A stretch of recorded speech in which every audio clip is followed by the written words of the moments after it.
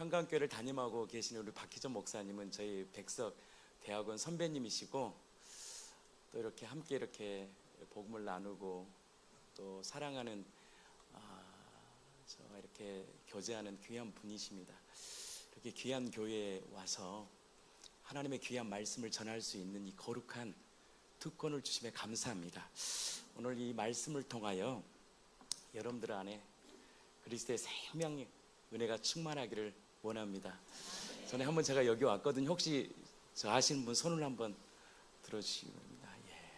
할렐루야, 감사합니다. 제가 여기서 지극히 높으신 주를 전에 찬양을 했어요.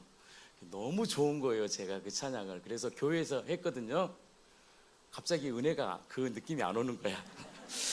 이 느낌과 감정을 잡으면 안 되는데, 그래서 이 TR50이 야 진짜 은혜스럽구나, 이런 찬양팀을 이렇게 만들기가 쉽지 않아요. 여러분들께서 이 TR50 팀을 축복해 주시고, 또 마음이 있는 곳에 물질도 있으니까 여러분들께서 후원하셔서 강력한 예배가 살아날 수 있도록 여러분들께서 기도해 주셨으면 좋겠습니다. 그래서 제가 이 부르고 싶은 찬양이 하나 있는데, TR50가 부르면 너무 좋을 것 같아서, 여러분들 아마 처음 이렇게 듣는 노래일 거예요. 근데 이 복음의 메시지가 너무 정확해서 제가 굉장히 좋아하는 찬양인데, 한번 가사만 이렇게 이해하시고 한번 함께 좀 찬양을 해봤으면 좋겠습니다. 이거 하고 오늘 귀한 복음의 메시지 함께 나누겠습니다. TR50에서 먼저 불러주시면 좋겠습니다. 있을 수 없는 놀라운 사랑, 하늘의 영광 모두 버리고 이 낮고 낮은 땅 위에 오사 죽기까지 복종하신 그 사랑. 한 번 더 고백할까요? 있을 수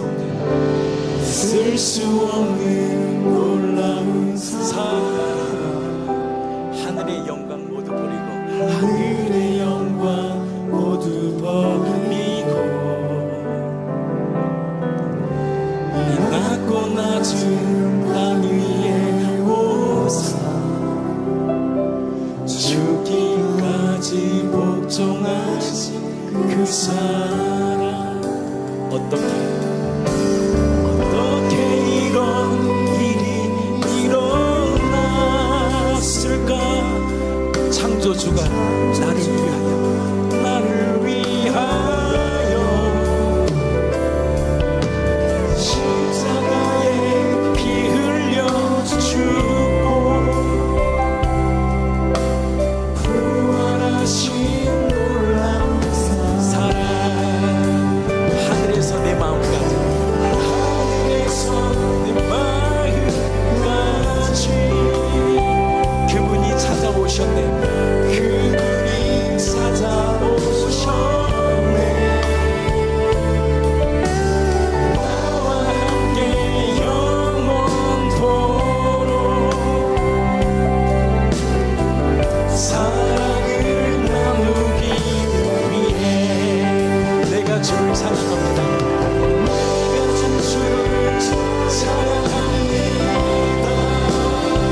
내가 주를 찬양합니다. 주의 손을 놓지 않으리. 주와 함께 영원히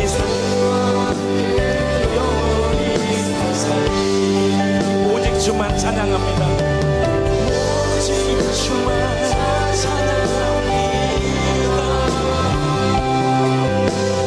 오직 주만 찬양합니다. 주의 손 주의 손을 놓지 않으리.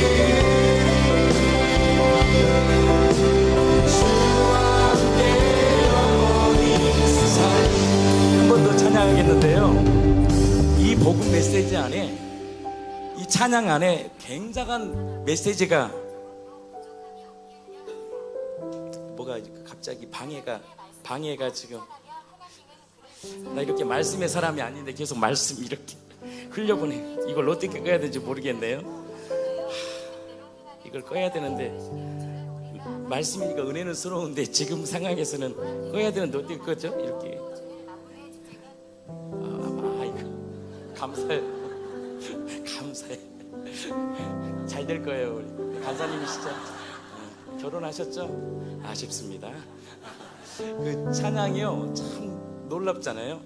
있을 수 없는, 가사 한번 떼어보실래요? 있을 수 없는 놀라운 사랑이래요. 근데 왜 사랑이냐? 어떻게 창조주가 이 땅에 사람으로 이 땅에 오실까? 저는요 정말 충격입니다. 제가 그때부터 이 사실을 알고부터 지금까지 그 예수님을 그렇게 전하고 싶더라고요. 창조주가 이 땅에 사람으로 오셨다는 거. 그리고 우리를 위하여 죽으셨대요. 그리고 부활하셨대요. 그래서 하늘에서 어디까지 찾아오셨느냐? 너무너무 가사가 은혜스러운 거예요. 내 마음까지 찾아오셨대요. 하늘에서 내 마음이 바뀌는 거거든요. 오늘 이 시간 이 복음의 메시지를 통하여 여러분들의 마음이 바뀌기를 축복합니다. 그래서 세상에 줄 수 없는 그 참 기쁨을 누리기를 원합니다. 우리 이전 한 번 더 TR 로식과 함께 한번 찬양했습니다. 있을 수 없는, 있을 수 없는, 있을 수 없는 놀라운 사랑.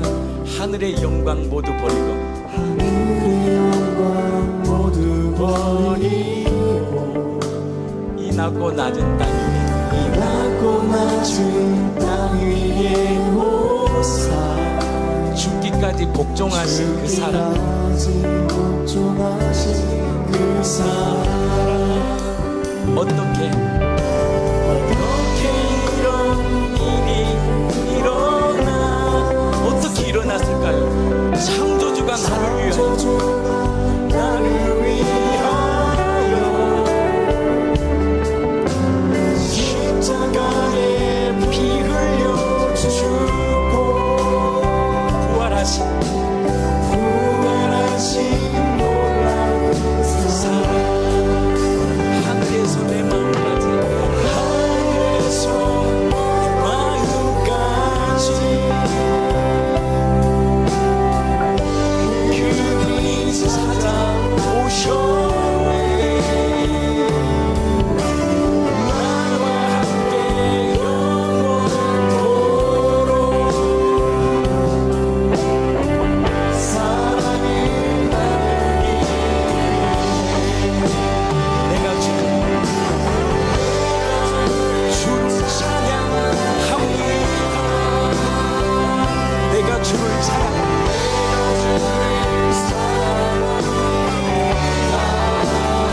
주의 손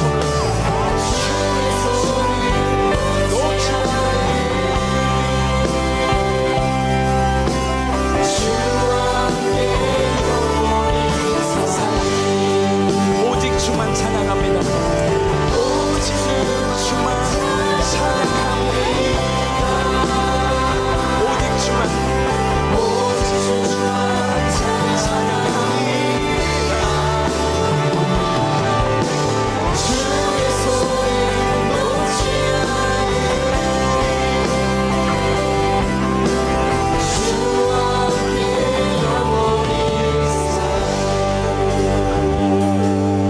아멘. 우리 그 삼일째 되신 하나님께 우리 영광과 감사의 박수 한번 올려드리겠습니다.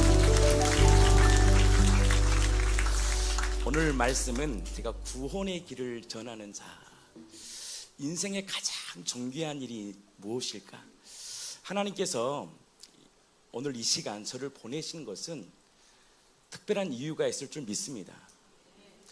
저는 이 평강교회가 이 마지막 시대를 움직이는 강력한 교회가 되기를 원합니다. 하나님의 뜻이 있어서 이 청라 땅에 이렇게 너무 귀한 성전을 허락하여 주시고 너무 좋은 시스템을 주시고, 이게 한국에 몇 교회 될까요? 이런 시스템을 가지고 이런 찬양팀을 소유할 수 있다는 것은 복입니다. 하나님께서 이 교회를 향한 부르심이 있을 텐데 제가 이 부르심 안에서 이 한 조각 조금 한 부분들을 던지고 도전을 주고 갈 거예요. 도전에서 끝나는 것이 아니라 나는 이 교회가 다시금 이 복음이라는 이 놀라운 능력을 경험하고 그 복음을 통해 주시는 그 생명의 풍성함을 누리기를 원합니다.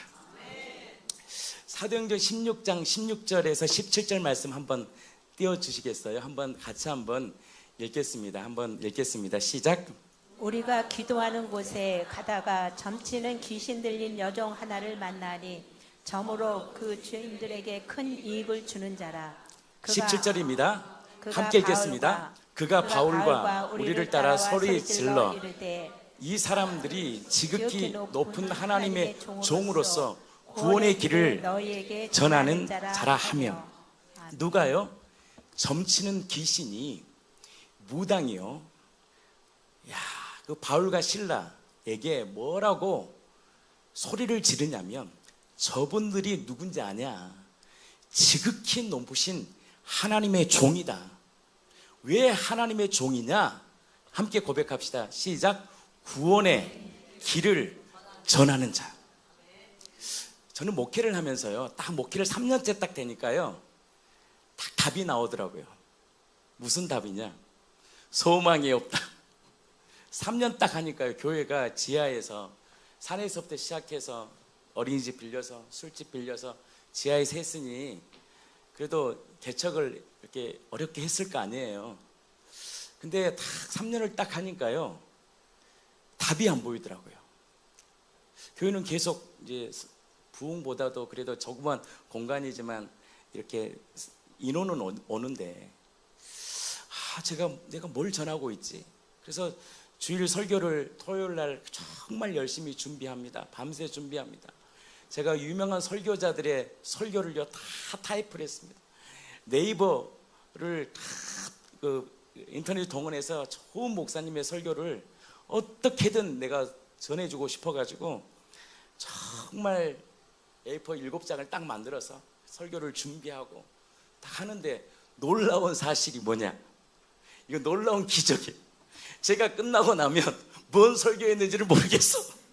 열심히 설교를 했어요. 제가 예수님에 대한 설교하고 예수님이 누구신가에 대한 설교를 했는데, 끝나고 나면 도대체 성도들은 뭐라 말할 것도 없어요. 여러분들 저번 주 설교 다 기억나시죠? 아멘 해야 돼요. 여기서 아멘 안 하면 큰일 납니다. 성도들은 모르겠고요, 뭐 은혜를 받았다고 얘기하고 목사님 설교 참 좋았습니다 하는데도 제가요 명확한 게 없으니까 힘이 들더라고요. 그러면 교회는 왜 올 거예요? 사람들이 사실은 왜 교회 오냐면 구원을 받으려고 오는 거예요. 진짜 교회를 오는 이유가 있더라고요. 개척교회는요 더 안 와요. 지하 상가에서 개척한다고 해봤자 사람들이 저 개척합니다 그러면 그때부터 전화를 안 해요. 부담이 되니까. 이 시대가요 굉장히 어려운 시대입니다. 근데 제가 이 복음을 계속 집중하고 계속 알아가면서, 이것은 어떤 시스템의 문제가 아니구나. 시스템은요 살만할 때입니다. 이렇게 자녀들도 괜찮고 정말 내 삶도 좀 이렇게 살만해. 이제 그런 사람들이 모이는 곳이 또 교회지만, 인생에 내 딸이 흉악한 이 가나안 여인처럼 흉악한 귀신이 들려버리고 내 인생에 절망이 오고, 오늘 우리 교회 성도 우리 40대인데 나랑 늘 10년을 함께 복음을 나눴던 우리 자매가, 너무 예쁜 자매가 뇌출혈로 쓰러졌거든요. 그런 인생에 절망이 있는 사람들, 내 아이가 정신병에 들어가지고 도대체 답이 없는 인생들, 죽음 앞에서, 내 부모의 죽음 앞에서 목사님 내 아버지 좀 살려달라고, 정말 구원의 길을 전해달라고 했을 때 목사님은 선교 나갔자 아무도 없어. 근데요 명확하지도 않게 내 부모에게 복음을 못 전하는 그 현실 앞에 제가 딱 보면서 그것이 내 모습이고, 제가 개척을 하면서 1년 뒤에 어떤 유명한 교회에서 전도를 간다고 그래서 참 한 달을, 2달을 따라갔어요. 제가 왜 한 달, 2달 따라가다가 멈췄냐면 도대체 내가 뭘 전해야 될지를 모르겠어요. 그러니까 나타나는 현상이 있더라고요. 비판이 일어나는 거예요. 한국교회. 한국교회는 비판할 게 아닙니다. 하나님의 세운 교회는요, 위대한 교회예요. 명확한 게 없으니까 제가요, 비판하고 있는 거예요. 이게 문제고 저게 문제고. 그렇게 해서 그 교회에 와도요, 그 사람도 비판으로 왔기 때문에 또 무너집니다. 그러면서 제가 야, 이건 진짜 심각하다. 내가 뭘 전해야 될까라는 것을 알게 되고, 그러면서 이 복음이라는 이 위대한 예수 그리스도가 누구인지를 딱 알고 나서 제가 무릎을 딱 쳤어요. 됐다. 이제 수많은 영혼들이 죽게 돌아올 것이다. 안 돌아와요. 막 돌아올 줄 알았는데 안 돌아와요. 근데 감사하게도요, 한 분 한 분들이 예수님을 만나고 그 예수님이 누구인지를 아니까 헌신하게 되고 또 복음을 전하게 되고 또 예수의 생명으로 살아가는 것들을 보게 됩니다. 제가 오늘 이 시간은 짧은 시간이지만 그분을 설명할 때, 정말 그분을 선포할 때 오늘 이 시간 정말 이 청라 평강교회에 전도자가 나오기를 원합니다. 인생의 가장 존귀한 인생이 뭐냐면 구원의 길을 전하는 자더라고요. 제가 다니엘서 한번 12장 3절 말씀 한 번 더 띄워주시겠어요? 한번 같이 읽겠습니다. 빛날 것이요 많은 사람을 옳은 대로 돌아오게 한 자는 별과 같이 영원토록 빛나리라. 지혜 있는 자는 궁창의 빛과 같이 빛날 것이요 많은 사람을 옳은 대로 돌아오게 한 자는 별과 같이 영원토록 빛난대요. 성경의 대주어는 예수님입니다. 다니엘 12장 3절에 말씀하신 그 주어는 사실 예수님이십니다. 예수님만이 이 죄 많은 죄덩이 같은 우리의 인생을 옳은 대로 돌아오게 할 수 있어요. 그리고 그 예수만이요, 이 교회의 주인이시고 영광 받으실 분입니다. 그러나 그 예수를 주로 믿는 하나님의 자녀에게도 어떤 권세를 줬냐? 예수님 때문에 그 예수님을 높일 수 있는 존귀한 인생을 살 수 있는 놀라운 복을 주셨는데, 그것이 무엇이냐? 구원의 길을 전하는 자입니다. 자, 고린도서 4장 4절 말씀 한번 좀, 고린도서 4장 4절 말씀. 제가 오늘은 그때 제가 좀 세게 했잖아요. 좀 하나씩 말씀을 좀 찾아가면서 오늘 중요한 메시지 여러분들 잘 오셨어요. 아멘. 오늘 놀라운 구원의 역사가 일어날 줄 믿습니다. 왜 안 되느냐? 왜 우리가 그렇게 기도하고 찬양을 해도 그렇게 내 마음이 힘드냐? 성경은 우리에게 이렇게 말씀합니다. 우리 고린도서 4장 4절 말씀 한번 읽겠습니다. 시작. 그 중에 이 세상의 신이 믿지 않은 자들의 마음을 혼미하게 하여 그리스도의 영광의 복음의 광채가 비치지 못하게 함이니 그리스도는 하나님의 형상이니라. 이 세상의 신이 뭐한다? 이 세상의 신은 누구예요? 마귀입니다. 마귀가 이 세상의 신이요, 믿지 않은 자들의 마음을 어떻게 하냐? 끊임없이 혼미케 합니다. 그래서 뭘 갖느냐? 그리스도가 보여주신 이 복음의 광채를 딱 비춰버립니다. 비치지 못하게 하는 거예요. 그러니까 교회는 다녀도 좋아, 예배는 드려, 근데 예수님이 누구인지는 알 필요가 없어. 예수님이 보여주신 구원, 십자가의 피, 예수님이 우리의 왕이시라는 이 사실들은 다 가려놓은 거예요. 왜 그러느냐면 이유가 있더라고요. 성경을 딱 볼 때 여러분, 성경은요 누구에 대한 계시냐? 예수님에 대한 계시입니다. 우리 요한복음 5장 38절에서 39절 말씀 한번 읽겠습니다. 시작. 요한복음 5장 38절에 39절 시작. 그 말씀이 너희 속에 거하지 아니하니 이는 그가 보내신 이를 믿지 아니함이라. 너희가 성경에서 영생을 얻는 줄 생각하고 성경을 연구하거니와 이 성경이 곧 내게 대하여 증언하는 것이니라. 너희가 성경에서 영생을 얻는 줄로 생각하고 성경을 보잖아요. 성경에서요 예수님을 모르면 허당입니다. 성경을 통해서 누구를 만나야 되느냐? 예수님을 딱 만나야 됩니다. 그러니까 아무리 기도를 하고 막 찬양을 해도요, 내 마음속에 말씀이 살아 움직이는 역사를 못 경험하고 말씀의 생명을 보지 못해요. 왜냐?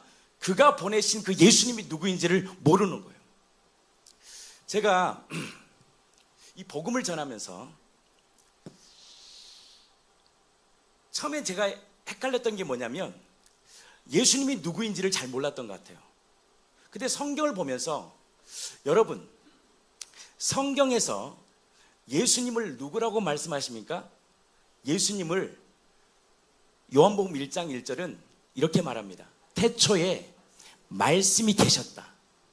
이 말씀이 하나님과 함께 계셨으니 이 말씀은 곧 하나님이시다.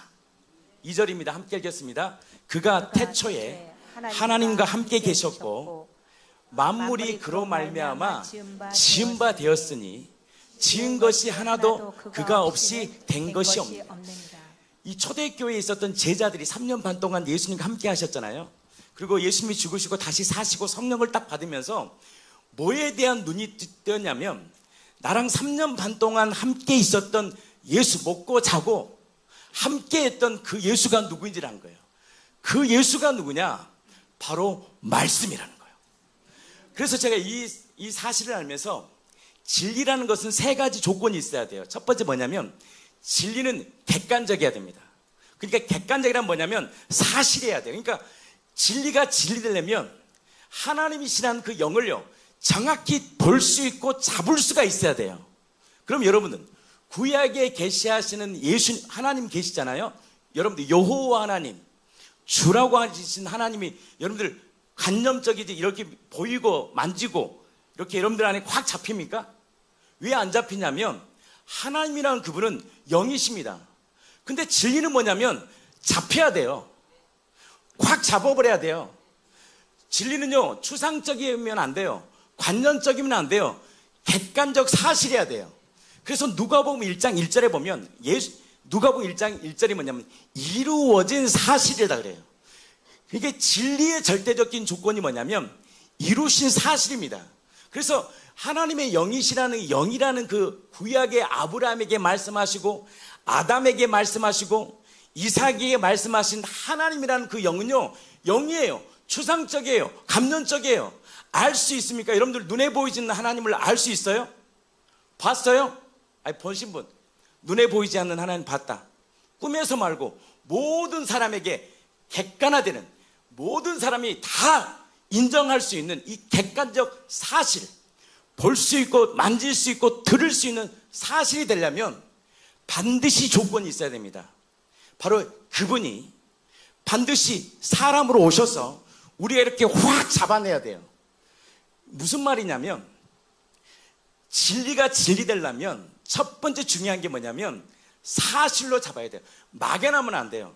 아담에게 말씀하신 하나님, 아브라함에게 말씀하신 영이신 하나님이라는 그 사실이 내 마음 가운데 동동하게 확 손으로, 눈으로, 귀로 확 잡아서 나는 하나님을 보았어, 만졌어, 들었어라는 이 객관적 사실이 내 안에 충족돼야 돼요.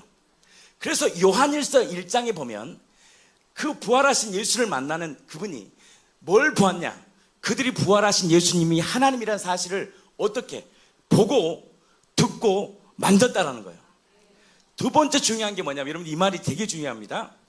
보편적이어야 돼요.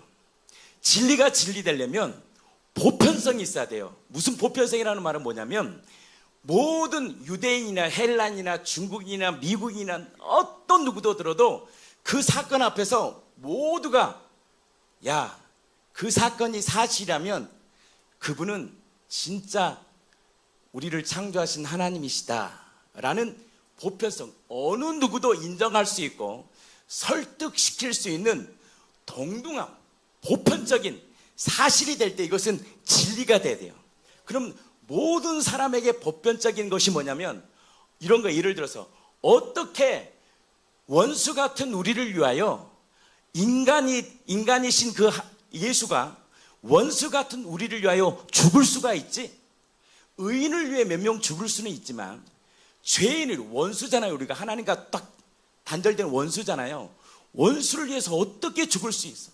그 사랑 앞에서 누구도요 납득할 수 없고 공감할 수도 없습니다. 와, 그 사건은 위대한 사건이라고 모든 나라들이 인정할 수 있는 거예요. 근데 온 세계를 다 뒤져봐도요 죄인을 위해서, 원수를 위해서 자신의 생명을 딱 내어드리면서 죽을 자가 한 명도 없어요.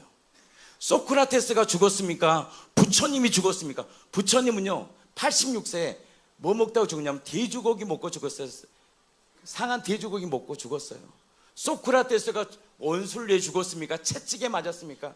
근데요 누구만이 유일하게 4대 성인 중에 예수님이라는 그 한 사람만이 그 원수를 위해서 십자가에 처절히 죽음을 당했어요. 이게 뭐 보편성, 사랑이다. 완전한 사랑. 그리고 이 예수님이 죽은 자 가운데 부활하셨다는 이 사건이요 하나님이 인류에게 보여주셨던 온전한 사랑과 공의예요. 그 사건 앞에서 많은 사람들이 어떻게 인간이 그럴 수가 있어? 인간은 사랑할 수 없어. 어떻게 죽은 자가 부활해? 모든 인류들이 그 말씀 앞에서요 만약에 그게 사실이라면 그분은 신이 아니지, 인간이 아니지, 그분은 하나님이지 라고 다 고개를 저으면서 숭호할 수 있는 것이 뭐냐면 보편성입니다. 그리고 그 진리는요 세 번째로 영원해야 됩니다. 뭐라고요? 영원해야 됩니다. 제가 그러면서 뭘 알게 되었냐면 구약에 계시했던 하나님, 여호와 하나님은 도대체 그러면 실제화를 시키려면 나와 딱 실제시키려면 어떻게 시켜야 되느냐라고 했더니 히브리서 1장 3절에 이렇게 말합니다. 한번 좀 히브리서 1장 3절 1절부터 한번 읽겠습니다. 시작. 옛적의 선지자들을 통하여 여러 부분과 여러 모양으로 우리 조상들에게 말씀하신 하나님이 이 모든 날 마지막에는 아들을 통하여 우리에게 말씀하셨으니 이 아들을 만유의 상속자로 세우시고 또 그로 말미암아 모든 세계를 지으셨느니라. 이게 얼마나 중요하냐면 여러분들이 그 찬양하는 예수님이 누구다? 아들로 이 땅에 오셨는데 만유의 상속자라 세우시며 또 그로 말미암아 모든 세계를 지으셨던 분이에요. 모든 세계를 지으심. 그러면 우리가 찬양하는 그 예수님은 누구라는 거예요? 말씀이고, 예, 말씀이 육신이 됐고, 그럼 모든 세계를 지으셨기 때문에 그러면 누구예요? 여러분들이 믿고 있는 예수님은 창조주잖아요. 그래 안 그래요? 창조. 그러면 제가 물어보겠습니다. 아담을 창조하신 분이 누굴까요? 이거 되게, 왜 그런 제가 왜 중요하냐면 구약과 신약, 구약을 딱 잡아내려면요 구약이 실제화돼야 돼요. 근데 구약은 하나님의 영이잖아요. 영이 죄 있는 우리가 실제를 잡아서 나와 이들과의 결부가 되려면, 진리가 되려면 뭐라 그랬어요? 구약의 여호와 하나님이 나에게 뭐 해야 돼요? 간념이 막연해, 추상적이야, 이게 아니라 내가 확 잡을 수 있고 내 인생 앞에 그것을 드릴 수 있는 정확한 객관적 사실이 돼야 될 거 아니에요. 그러면 구약의 여호와 하나님, 바로 우리를 창조하신 분이 하나님이잖아요. 그 하나님이 누굴까요? 우리를 창조하신 하나님이 누굴까요? 예수님이에요. 이 부분이 왜 중요하냐면, 제가 삼위일체에 대해서는 길게 설명 않겠지만 삼위는요 하나로 존재합니다. 이 세상을 창조를 계획하신 분이 누구냐면 성부 하나님이시고, 그 성부 하나님의 계획 속에서 이 세상을 창조하신 분이 누구냐면 말씀이신 성자 하나님이세요. 그리고 그것을 지금도 운행하신 분이 누구냐? 성령 하나님이신데, 그러면 실제화시키고 구체화시키는 이 막연한 영이신 하나님을 꽉 붙잡을 수 있고 내가 실제화시킬 수 있고 2000년의 사건을 내 안에 딱 끌어낼 수 있는 그 실제가 되려면 뭐 해야 돼요? 영이신 하나님이 뭐가 돼야 돼요? 육신으로 와야 돼요. 그래야지 어떻게 됩니까? 내가 잡을 수 있고 들을 수 있고 확 붙잡을 수 있는 거예요. 이것은 비밀이기 때문에 절대 알 수가 없어요. 누구도 할 수 없어요. 깨달을 수 없어요. 그래서 부활하신 예수님을 만난 제자들이 성령을 딱 받으면서 요한복음 1장 1절을 딱 기록하면서 놀라운 예수에 대한, 그분에 대한 정체성을 딱 설명해 주는데, 저분이 누구냐? 말씀이고 그 말씀으로 세상을 지으시고 창조하신 분이시구나. 그러나 이것은 예수님의 작품이 아니라 삼위일체의 완전한 작품입니다. 뭐 구약은 성부가 일했고 신약은 예수님이 일하고 지금은 성령 시대다. 절대 그렇지 않습니다. 개혁주의는 창조부터 모든 구속과 구원은요 삼위일체가 지금도 하나로 동일합니다. 이 부분이 명확하지 않으면 신천지에 빠지고 세대주의에 빠져버리고 이단에 빠져버립니다. 보이지 않으니까 신천 이만희가 뭐라 그래요? 내가 보이서 하나님이야. 왜 그들이 막 그 이만희한테 목숨 건지 아세요? 자기들이 그토록 기다렸던 실제가 안 됐던 그 말씀이신 그분이 직접 자기가 보고 있는 저 이만희가 진짜 말씀으로 오신 보혜사라 그러니까 그들이요 신 앞에서요 굴복해 버리는 거예요. 무슨 말인지 아십니까? 그들은 진짜 신을 본 거예요. 진짜 말씀으로 성경대로 오신 이만희가 진짜 그들에겐 보혜사가 성령이에요. 왜 그러냐? 그래서 그들은 삼위일체를 부정합니다. 창조부터 구원의 모든 계획은 삼위로 존재합니다. 근데 왜 한 분 하나님이라 그러냐? 세 분의 속성이 완전히 위격이 다르지만 뭐가 한 분이냐? 본질이 하나입니다. 속성이 하나입니다. 무슨 말이냐? 마음이 하나예요. 생각이 하나예요. 바라보고 추구하는 것이 하나예요. 그래서 예수님이 어린아이를 사랑했던 마음은 누구의 마음이냐? 성자의 마음이에요. 우리 예수님이 어린아이들, 아픈 장애인들, 또 병자들을 엄청 사랑했잖아요. 근데 그 마음은 누구의 마음이냐? 성부 하나님의 마음이고 성령 하나님의 마음이에요. 이것은 분리될 수 없어. 그런데 세 분은요 삼위일격으로 존재합니다. 3person. 그래서 성부는 성자가 될 수 없고 성자는 성부가 될 수 없어요. 창세부터 하나님은 세 분의 하나님으로 존재하는데 왜 한 분의 하나님을 섬기느냐? 바로 본질 자체가 추구하는 것이 마음과 성품이 하나예요. 그러면 진리가 되려면 뭐라 하세요? 보고 듣고 만져야 되잖아요. 그러면 죄로 인해서 우리가 뭐가 깨졌어요? 하나님을 아담은 보고 듣고 만졌어. 그 하나님과 교통했어. 이 죄 때문에 하나님을 떠난 이 죄 때문에 선악과를 따먹은 죄 때문에 어떤 일이 나냐? 하나님을 보고 듣고 만질 수가 없어요. 그래서 육신이 돼버리는 거예요. 그럼 어떻게 해야 돼요? 구원을 이루려면 그래서 예수님이 이 땅에 뭘로 오셔야 되느냐? 진리가 되기 위해서 진리의 충족성을 위해서 사람으로 오셔야 돼요. 사람으로 오셔서 우리에게 보고 듣고 만질 수 확 잡을 수 있는 저분이 하나님이시구나. 초대교회가 이 예수님의 부활과 성령을 통하여 알게 된 놀라운 진리가 뭔지 아십니까? 예수가 하나님이시다. 저 예수가 3년 반 동안 나와 함께 했던 그분이 창조주고 말씀이구나. 그래서 여러분들 예수님을 소유한다는 것은요 말씀을 소유한다는 거예요. 그 말씀이 딱 내 안에 믿어지잖아요. 흉악의 결박이 풀어집니다. 압제당한 자가 자유케 됩니다. 눈먼 자가 눈을 떠요. 그 놀라운 기적을 지금도 볼 수 있는 거예요. 왜 안 되느냐? 믿지를 않아요. 믿지를 않더라고요. 저도 안 믿어요. 그러니까 이만큼 사는 거예요. 제가 그래서 뭘 알아듣냐면 그럼 아담에게 찾아가셨던 분이 누굴까? 아담아 그러죠. 아담아. 아담 알아요 몰라요? 아담 모르신 분 없죠? 아담아라고 실제화시킨 분이 누구? 제가 그랬잖아요. 성부는 모든 구원을 계획하신 분이에요. 성자가 그 계획을 그대로 이루십니다. 그래서 구원도 성부 하나님이 어떻게 저 영혼들을 구원시켜야 돼? 누가 나를 위해 갈고? 주님 내가 여기 있습니다 라고 주님의 그 성부의 마음을 정확히 인정하고 이해했던 분이 누구냐? 천국의 주인이신 성자 하나님이에요. 그 성자 하나님이 이 땅에 뭘로 오신 거예요? 사람으로 오셔서 아버지의 뜻을 이룬 거예요. 근데 성자 하나님은 놀랍게도요 자기 뜻대로 안 움직여요. 내 느낌대로 내 스타일대로 안 해요. 철저히 뭐로 움직이느냐? 아버지의 뜻대로 움직입니다. 이게 교회의 놀라운 비밀입니다.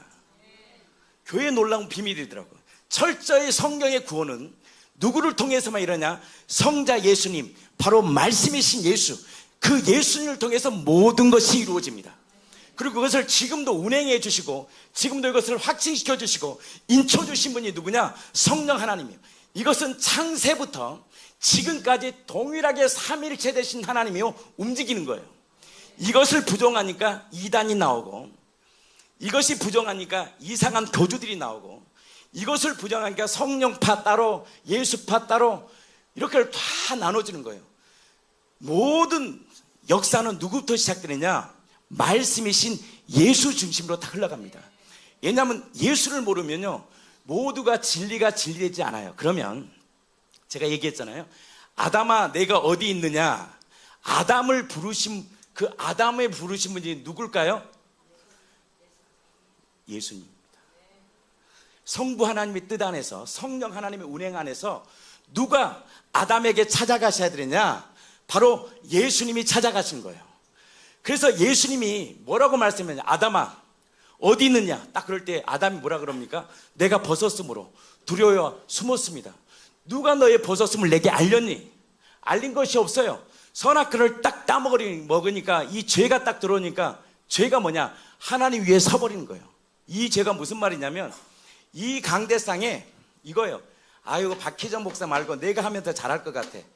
저 장로 아니고 내가 저 장로 자리에 가면 더 잘할 것 같아. 이거요 악랄한 죄입니다. 모든 권세와 권위는 주님께서 세우신 거예요. 목회자를 세우고 찬양팀을 세우고 리더들을 세우고 이거 모두 하나님이 하신 거예요. 근데 내가 주인 된 사람은요 인정을 안 해.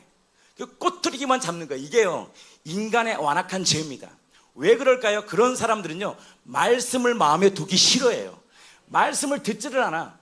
이 TR50 여러분들 이 목요 찬양에 올 때 어떤 마음 가지고 가야 되는지 아세요? 하나님 내 딸이 귀신 들렸고 나는 중풍병자입니다.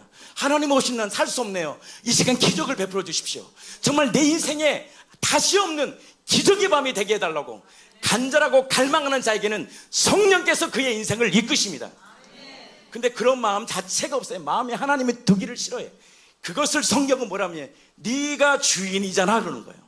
교회의 주인은 장로님도 아니고 담임 목사도 아닙니다. 이 교회의 주인은 누구냐? 예수 그리스도고 예수의 권위 아래 담임 목사를 세우고 부교육자들을 세우고 장로님들을 세우고 안수집사 권사님들을 세워서 교회를 움직이는 거예요. 왜 교회가 파괴된지 아십니까? 나 전도 얘기해야 되는데 갑자기 말하는지 모르겠네요. 왜 교회가 파괴된지 아세요? 자기가 이 자리에 있으면 더 잘할 것 같아. 내가 권세 자리에 가면 더 잘할 것 같아. 안 그래요. 하나님이 세우신 권위고 하나님이 세우신 권세입니다. 이 권세 앞에 굴복하면 하나님 때가 되면 그 사람을 높여드려요. 그거 없이 자기 뜻대로 사니까 결국 뭐가 없느냐? 마음의 기쁨과 평안이 다 사라져버립니다. 사랑하는 성도들이요 다시 그 믿음을 회복하십시오. 불평과 불만이 있습니까? 뭐 지체도 원망이 있습니까? 지체에게 가지 마세요. 담임 목사님 찾아가지 마세요. 여기다 얘기해야 돼요. 찾아가지 마세요. 여기 여러분들 얘기하네. 주님 앞에 굴복하세요. 주님 왜 우리 가정에 이런 문제가 있었습니까? 왜 내가 이렇게 분노하죠? 주님 앞에 하면 예수는 실제이기 때문에 성령께서 그의 인생 가운데 말씀하십니다. 나는 그 말씀의 소리가 들려서 여러분들이 교회를 세우는 복의 사람이 되기를 축복합니다. 아담에게 찾아가셨던 그분이 누구냐면 참 저는 이게 놀라웠어요. 이게 딱 내 안에 잡히니까요 구약의 모든 이렇게 명확하지 않았던 잡히지 않았던 것들이 내 안에 꽉 잡히더라고요. 그러면 아담에게 가죽 옷을 입혀주신 분이 누구라고요? 예수님이에요. 예수님이 가죽 옷을 입혀주셨잖아요. 그것을 직접 실제화시킨 분이 누구냐? 예수입니다. 예수가 이 땅에 오셔서 자기 옷을 딱 채찍에 맞으심으로 자기 옷을 입혀버린 거예요. 아멘이시죠? 창세기 3장 15절에 보면 예수님이 이렇게 말씀이 이렇게 말합니다. 말씀은 예수님입니까? 아담아 걱정하지 마. 내가 여자의 후손을 통하여 저 뱀의 머리를 박살내버릴 거야. 뱀이 잡고 있는 게 뭡니까? 죽음이잖아요. 죽음, 두려움. 저 뱀의 머리를 내가 박살낼 거야. 그것을 약속하시고 예언하신 분이 누구냐? 예수입니다. 그분이 말씀이에요. 몰랐어요. 사도들은 뭐 했어요? 근데 부활하신 주님을 딱 만나고 나니까 온 우주를 창조하신 그분이 우리와 함께 계셨구나. 온 우주를 계획하신 성부 하나님의 뜻대로 온 우주를 만드신 분, 아담에게 찾아가시고 아브라함에게 찾아가시고 이삭에게 찾아가시고 여호수아에게 찾아가서 저 침묵하고 치를 도라고 말씀하신 그 실제의 사건을 이루신 분이 말씀이신데 그 말씀이 이 땅에 뭘로 오셨느냐? 사람으로 오셨다. 아멘이시죠? 그분이 뭘로 오셨냐? 이 땅에 말씀이 사람으로 오셨다는 거예요. 그래서 요한복음 1장 14절은 이렇게 표현합니다. 한번 읽겠습니다. 시작. 1장 14절 말씀이 육신이 되어 우리 가운데 거하시매 요한복음 1장 14절 말씀이 육신이 되어 우리 가운데 거하시매 우리가 그의 영광을 보니 아버지의 독생자의 영광이요 은혜와 나오잖아요. 진리가 말씀이 뭐가 되었어요? 아담에게 찾아가셔서 말씀하신 그 말씀이 뭐가 되었다는 거예요? 육신, 사람이 되어서 인카네이션, 이 땅에 오셨다는, 우리 가운데 거하심에 우리가 그의 영광을 보니 아버지의 독생자의 영광이요 은혜가 진리가 충만하더라. 그래서 철저히 말씀으로 이 땅에 오신 그분이 누구냐? 예수입니다. 요한복음 1장 18절입니다. 자, 보겠습니다. 본래 하나님을 본 사람이 있어요, 없어요? 하나님을 본 사람 없어요. 나는 하나님을 봤다. 꿈으로 본 것은 객관적이에요, 주관적이에요? 그건 주관적인 거예요. 객관화시켜야 된다고 했잖아요. 본래 하나님을 본 사람이 없는데 아버지 품속에 있는 독생하신 하나님이 나타내셨다. 그분이 누굴까요? 예수님입니다. 이 부분이요, 여러분 다 아는 내용이겠지만 선명해지기를 축복합니다. 그러면 구약을 읽을 때 어떤 역사가 일어나냐면 실자가 돼요. 아브라함을 부르셔서 아브라함이 약속하신 저분이 실제 역사 가운데 오신 예수님이시지, 그 예수님이 언약을 예언하시고 그것을 이루신 분이지, 이 말씀이신 그분이 내 안에 딱 실제가 되면 여러분들 안에 뭐가 일어나냐면 진짜 실제의 능력이 일어납니다. 근데 철저히 뭘로 오셨느냐? 그 말씀이신 그분이 성경대로 오셨다는 거예요. 뭐라고요? 성경대로 오셨어요. 제가 이것을 딱 알고 나서 성경을 계속 찾아봤어요. 예수님이 십자가에 달려 돌아가셨지? 여러분들 예수님이 십자가에 달려 돌아갔을까요? 아시는 분? 말하지 마세요. 서로 민망하니까. 예, 십자가에 달려 돌아갔을까요? 뭐대로? 저만 따랐어요. 성경대로예요. 예수 우리 죄를 위해 십자가에 달려 돌아가셨지만 철저히 예수님은요, 느낌과 감정대로 오지 않고 성경대로 오신 거예요. 제가 우리 성도들에게 뭘 가르쳐줬냐? 성경을 펼쳐서 가르쳐준 거예요. 자, 봐라. 육신으로 오신 예수가 하나님이신데 그 하나님이 그냥 느낌과 감정으로 오지 않고 그때부터 성경 공부가 시작되는 거예요. 그 성경에 뭘 드러내느냐? 예수를 드러내고, 예수님이 봐라, 너희 가운데 역사하신 하나님이고 우리 주님이라는 것을 뭘로 가르쳐주냐? 성경대로다. 그러면 성경이 있겠니 없겠니? 있겠죠. 신명기 21장 22절 23절에 보면 사람이 만일 죽을 죄를 범함으로 내가 그를 죽여 나무에 달거든. 신명기 21장 22절에서 23절입니다. 같이 읽겠습니다. 시작. 사람이 만일 죽을 죄를 범함으로 나무에 달려, 이거 넘어갔군요. 밤새 두지 마라. 왜냐하면, 같이 읽겠습니다. 시작. 밤새 두지 말고 그날에 장사하면 내 하나님 여호와께서 내게 기업으로 주시는 땅을 더럽히지 말라. 나무에 달린 자는 뭐야? 저주받아야 돼요. 나무에 달린 자는 뭐다? 하나님의 저주를 받은 자다. 사람이 말을 죽을 죄를 지는 그 죄가 뭐냐? 그 당시엔 살인죄예요. 음란죄예요. 그 다음에 신성모독죄예요. 예수님이 어떤 죄로 죽었습니까? 신성모독죄로 죽었잖아요. 신성모독죄로 죽으면 원래는 돌 쳐 죽여야 되는데 로마법에 따라 성경대로 이 성경을 이루신 거예요. 성경대로 뭘로 죽냐? 돌로 쳐 죽지 않고 이 법대로 뭘로 지냐? 마땅히 죽을 죄, 하나님의 인간이 지은 그 죄, 하나님을 떠나 내가 마음에 두기 싫은 그 죄를 위해서 예수님이 뭐에 달려 돌아가시냐? 철저히 뭐대로? 성경대로 나무에 달려 돌아갔다는 거예요. 철저히 뭐대로 움직이시냐? 예수님은 성경대로 이 땅에 오셔서 성경대로 우리를 위하여 죽으셨다는 거예요. 철저히 뭐대로 움직였냐? 주님은 뭐대로요? 성경대로 죽으셨다는 거예요. 난 여러분들이 그 성경을 알기를 축복합니다. 근데요, 인간은요, 아무리 성경을 들어래도요, 몰라요. 그래서 하나님이 뭘 주셨느냐? 믿지 못한 우리들에게 믿을 수 있는 확실한 증거를 주셨습니다.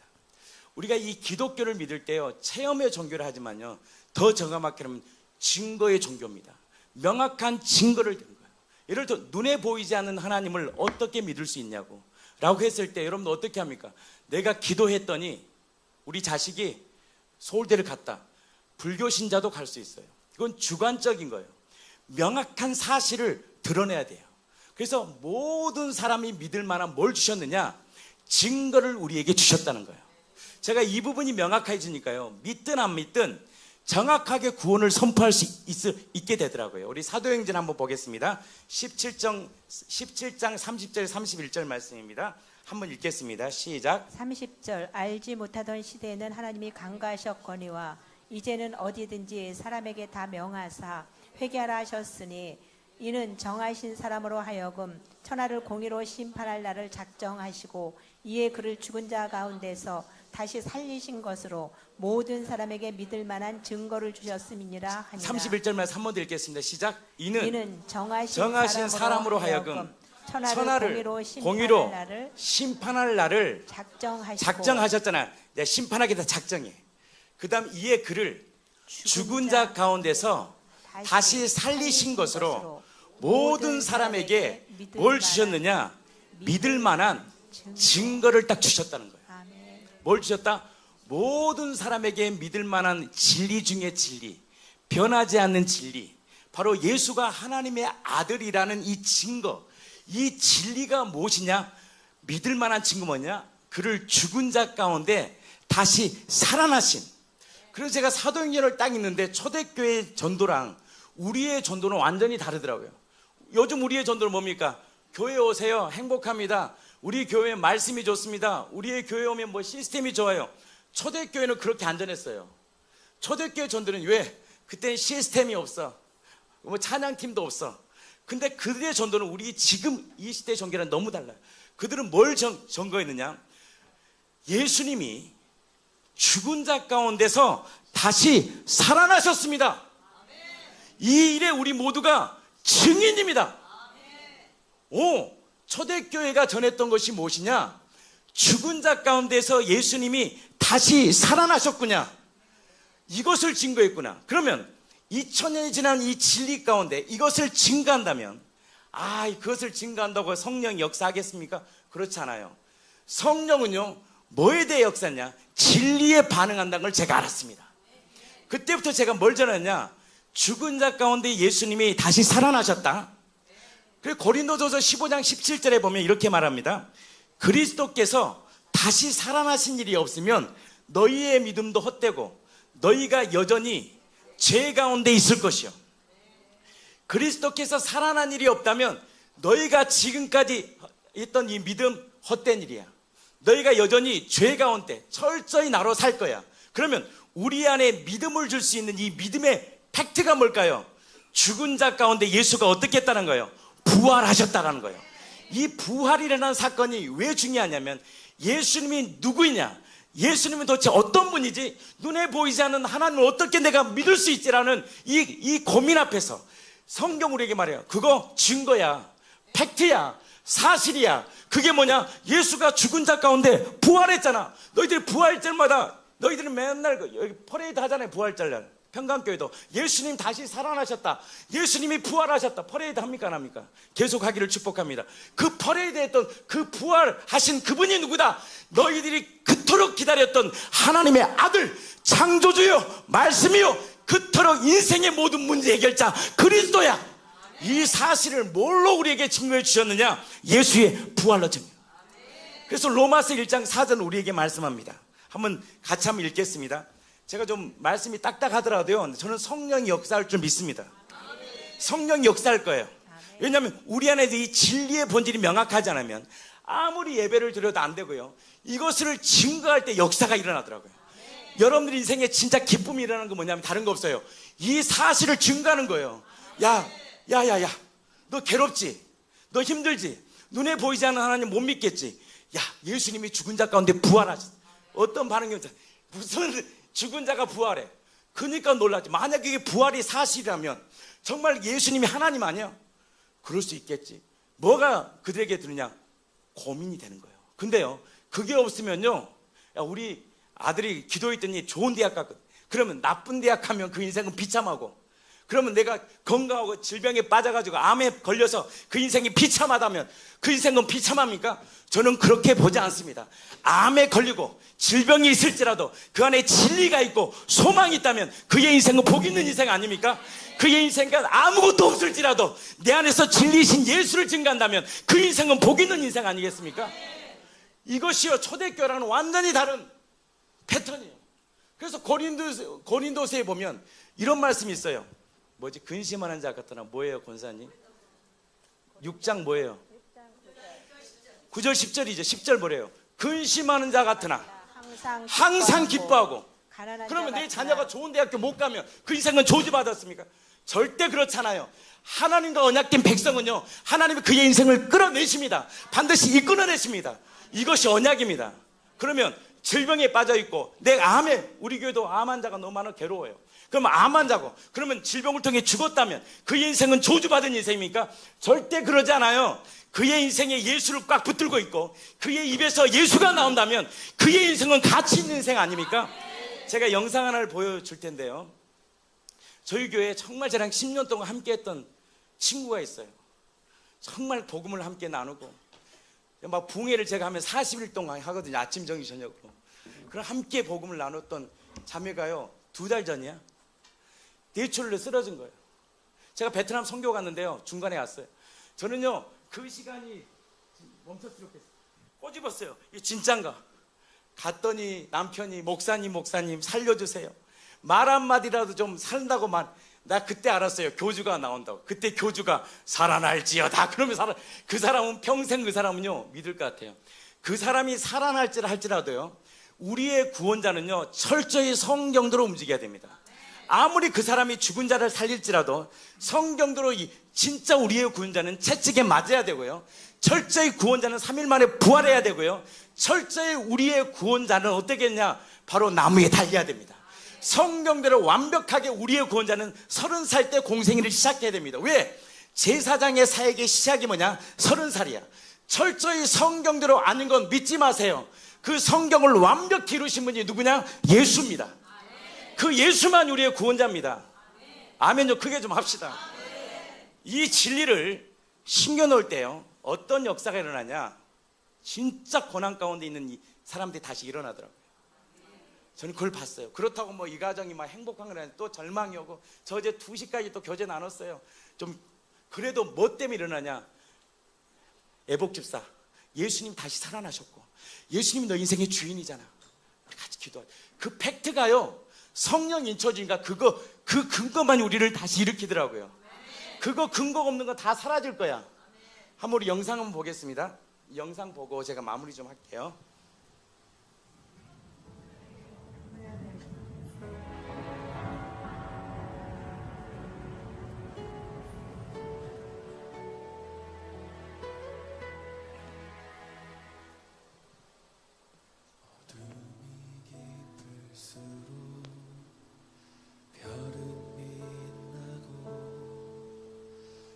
성령이 주신 진리 중에 진리, 변함없는 진리, 2000년이 지나도 변함없는 진리, 2000년이 지나도 변함없는 진리.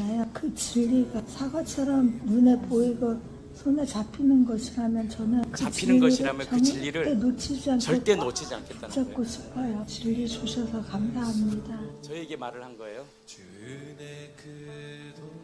보이지 않는 하나님을 어떻게 사랑해요, 우리 인간이. 내 가족, 내 자식도 사랑하지 못하는 인간의 추악함으로 어떻게 감히 보이지 않는 하나님을 사랑한다는 말이 저는 되게 어려웠어요. 그래서 목사님께 보이지 않는 하나님을 어떻게 사랑해요? 그 이유에 제가 목사님이 가르쳐 주신 대로 하나님께 엎드리고 살아계신 하나님을 경험을 하니까, 그러니까 그 주님을 정말 사랑하게 되더라고요. 그래서 저희 예수님이 너무 좋아요. 경험을 할 때 사랑하는 마음이 생기더라고요. 그래서 예수님이 이런 분이구나 알게 되면 될수록 그 주님을 빨리 만나고 싶고 기쁘게 만나고 싶어요. 진짜 이 기쁨에서 분명히 하나님은 저에게 진짜 생명을 주실 거라는 생각이 들어요. 그래서 하나님은 그런 분이더라고요. 우리를 기쁨스러움에서 건져주시는 분이시잖아요. 우리가 고난을 선택할 수 없어요. 우리가 선택할 수 있는 고난도 아닌 그 고난을 그냥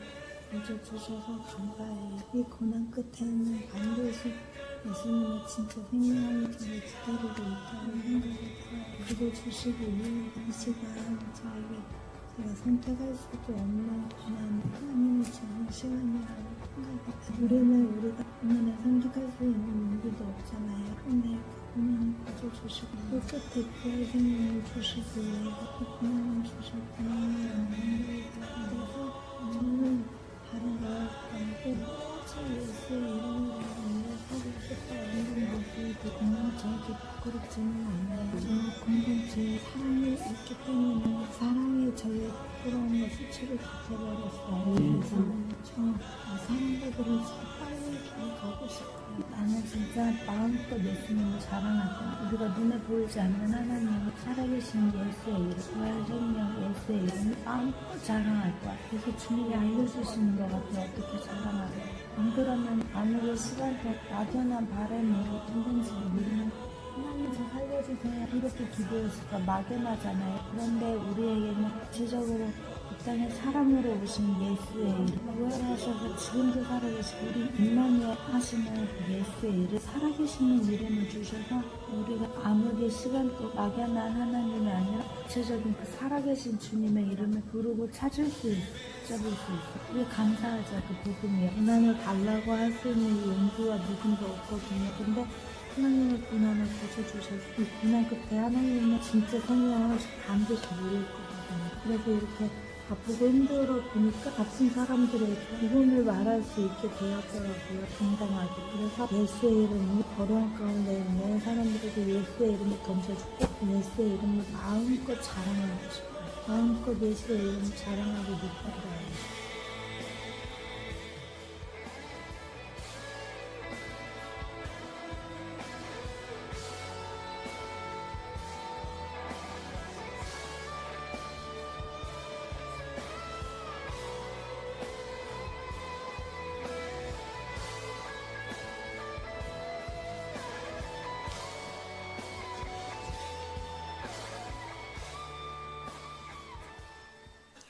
제가 이 친구에게 계속 복음을 심겨줬어요. 우리는요 너무 착각한 게 있습니다. 내 자녀가 서울대 가면 영광이라 생각해. 물론 서울대 가는 것도 영광이죠. 그러나 절망이면 고통이면 그것은 저주입니까? 그게 저주가 아니고요. 내가 잘 되고 안 되는 게 저주가 아니더라고요. 잘 될 수 있죠. 안 될 수 있죠. 진짜 복이 뭐냐? 잘 되든 안 되든 그 입에서 예수가 나오는 자가 복이 있는 인생입니다. 결국 우리 인생은요 헛되고 헛됩니다. 아니 내가 CEO 사장인데 70에 CEO 사장입니까? 은퇴해야 돼요. 결국은요 우리의 인생은요 죽음의 길로 가야 됩니다. 우리의 인생은 이해할 수 없고 알 수 없는 고통과 고난을 당해야 됩니다. 그것이 바로 그리스도인의 삶이었어요. 근데 그들이 고난을 이길 수 있었던 거 뭐냐면 그들에겐 우리가 다른 믿음이 있었어요. 그 믿음이 뭐냐? 예수님이 이루신 사실, 예수님이 부활하셨고 예수님이 나를 위해 십자가에 죽으시고 그 예수님이 온 땅을 창조하신 말씀이고 창조주고 나의 주인이고 내 자녀의 주인이고 나의 인생을 이끄실 분이야. 이 믿음이 성령을 통하여 그들의 인생을 꽉 붙잡을 때 그들은 사망이 오고 고통이 오고 환란이 올지라도 그리스도의 사랑에서 끊을 수가 없었습니다. 나는 이 강력한 복음이 이 한국 땅에 다시 일어나기를 축복합니다. 그 사랑 변함없으신 신실하신 그 사랑. 저는요 평생 그 찬양 우리 담임 목사님이 불렀잖아요. 나는 앞으로도 이런 곡이 안 나올 것 같아요. 그 곡이 어떻게 나왔겠어요? 인생의 질구와 고난을 통해 나온 그 사랑, 변함없이고 죽으시고 다시 사신 예수 그리스도, 그 예수 그리스도가 바로 이 청라 땅을 움직이는 이 대한민국이 지금 암흑이잖아요. 고통이잖아요. 보면 답답해. 그래서 우리의 소망이 누구냐? 예수인데 예수가 왜 소망이 되느냐? 죽은 자 가운데 부활하셨고 사망을 패하셨고 그 예수가 우리의 주인이시다. 그 놀라운 소리가 성령을 통하여 우리 안에 다시 들려지기를 축복합니다. 축복합니다. 제가 마지막 마무리 좀 하겠습니다. 그러면 구원을 어떻게 받을까요? 제가 오늘 많은 걸 다룰 수는 없었고요. 제가 몇 가지만 좀 다룰게요. 그럼 여러분들, 내 아버지가 내일 당장 천국 가야 돼. 죽음 앞에 이제 서야 돼. 그러면 목사님 모셔야 됩니까? 도대체 어떻게 해야 돼요? 구원을 어떻게 받을까요? 내 아버지에게 천국에 갈 수 있다는 막연하게 그냥 기도해 줬으니까 절대 천국 그렇게 안 가요. 천국은 하늘에서요 내 마음까지 와야 돼요. 그리고 반드시 입술과 고백을 통하여 언약을 맺어야 돼요. 언약을 맺지 않고 막연히 교회 다녔으니까 절대 구원이 안 일어납니다. 목사님도 얘기하잖아요. 거듭나지 않는다고. 거듭난의 절대 조건은요 두 가지입니다. 따라해 주세요. 입술과 마음입니다. 이게 중요한 구원의 키입니다. 그러면 구원의 길이 어렵냐? 절대 어렵지 않아요. 물론 이 땅을 살아가는 것이 씨름이고, 그래서 하나님 성령을 보내주시고 무너지면 다시 교회를 통해 일어나는 건 있습니다. 그러나 언약을 세우는 것은 내 의도 아닙니다. 내 공로 아닙니다. 다른 것도 아닙니다. 그분이 행하신 사실을 내가 받아들이고 믿는 것입니다.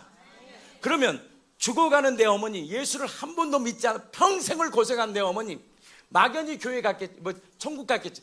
죄송합니다, 못 갈 수도 있습니다. 그러면 그들에게 뭘 심어줘야 되느냐?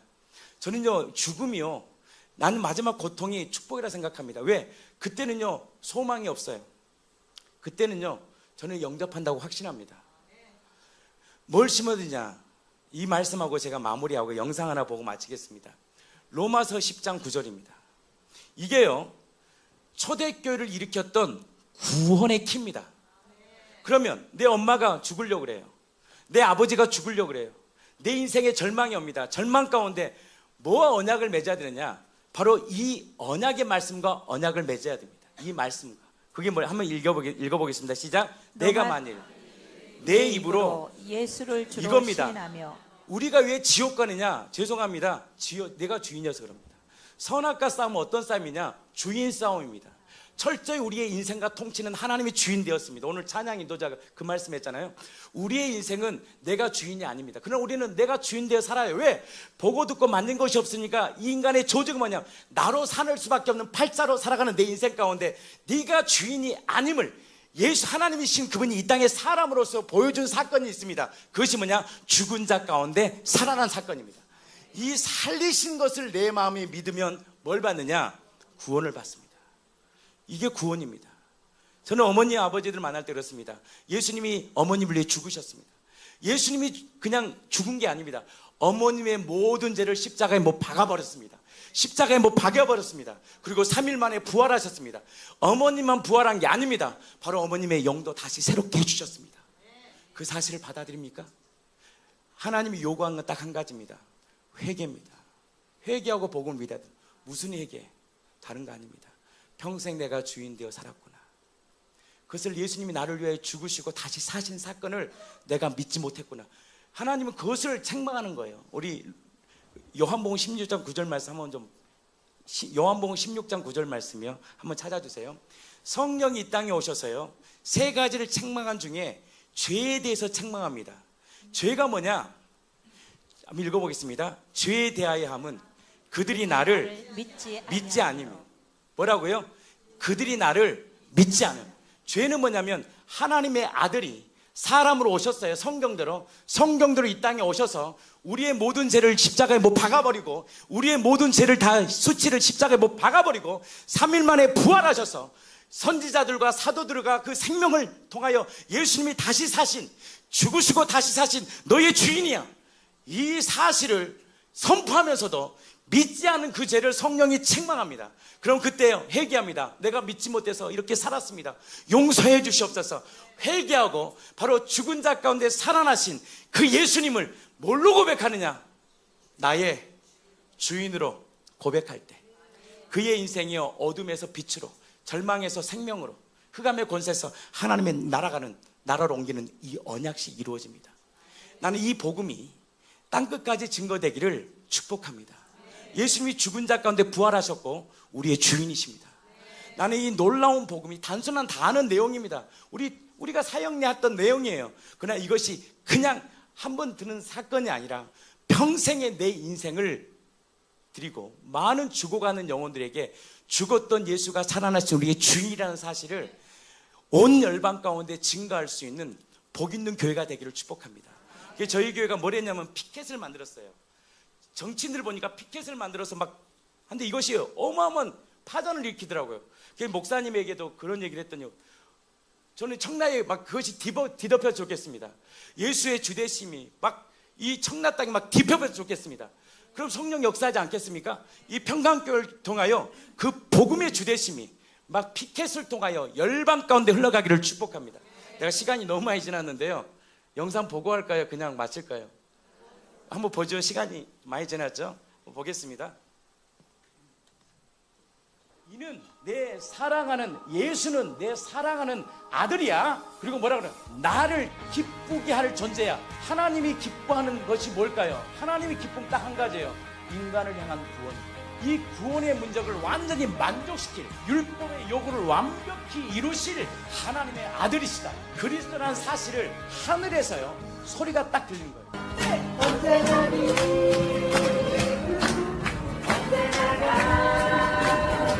복음의 능력을 경험하여 주셨소서. 그리스도 창조주이십니다. 나의 주 나의 하나님이십니다. 만왕의 왕이십니다. 그곳의 영혼들 하나님께서 기다리는 찾으시는 영혼 만나게 해주시고 예수님의 주인공이 되었다. 하나님의 영을 세상의 유일한 소망 그리스도 그의 예를 드라 영광과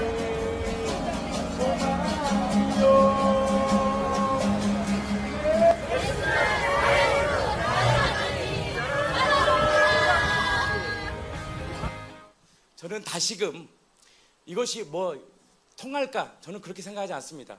예수의 주되심이 난 이 청라 땅에 울려 퍼지기를 축복합니다. 그럼 성령께서 이제 역사할 거라 저는 확실합니다. 사랑하는 평강교회예요. 우리 다시 복음을 전합시다. 아멘 좀 크게 합시다. 시간 아멘 좀 크게 끝내요. 우리 그 복음 전합시다. 그때야만이 행복할 겁니다. 그때야만이 이곳에 찬양이 풀어질 것입니다.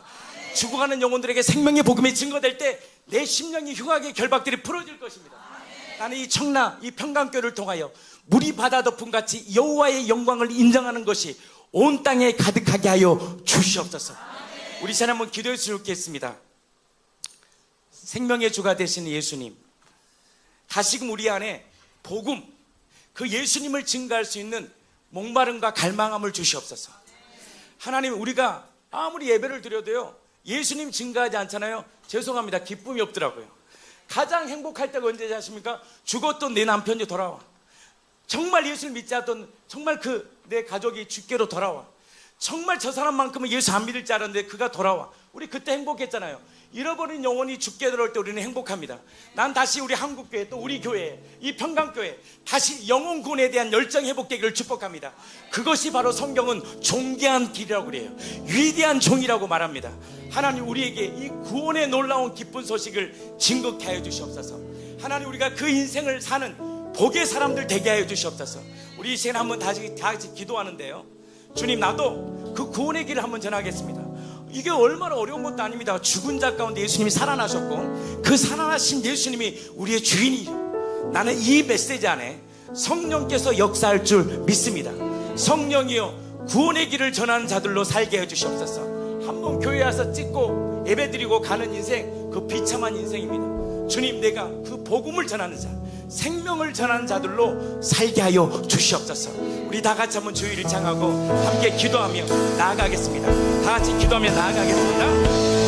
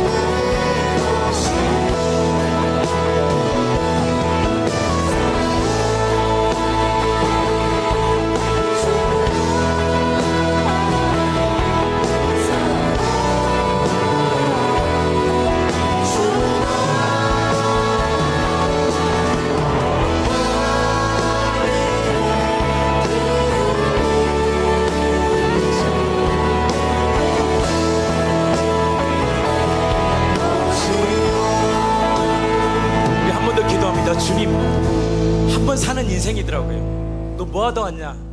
그냥 예배만 한번 드리고 일주일에 한 번 왔다가 사는 인생. 하나님 기뻐하지 않으십니다. 진짜 복음을 하는 사람은요, 나로 살 수가 없습니다. 그 생명을 전합니다. 왜? 생명을 전할 때 가장 기쁩니다. 하나님께서 청라 땅에 평강교회를 세우셨습니다. 그냥 우리끼리 이 정도 안정, 저는 만족하지 않을 것 같아요. 하나님이 만족하지 않을 것 같아요. 잃어버린 영혼이 너무 많다. 네 백성들, 잃어버린 백성들 주께 돌아오기로 합니다. 하나님 그 일에 하나님 우리를 써주십시오. 그 위대한 종으로 구원의 길을 전하는 자들로 우리 한번 써주십시오.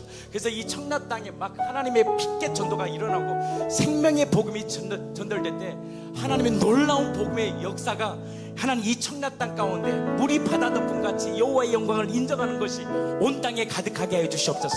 우리 다 같이 한 번 더 주의를 창하고 기도하며 나아가겠습니다. 다 같이 기도합니다.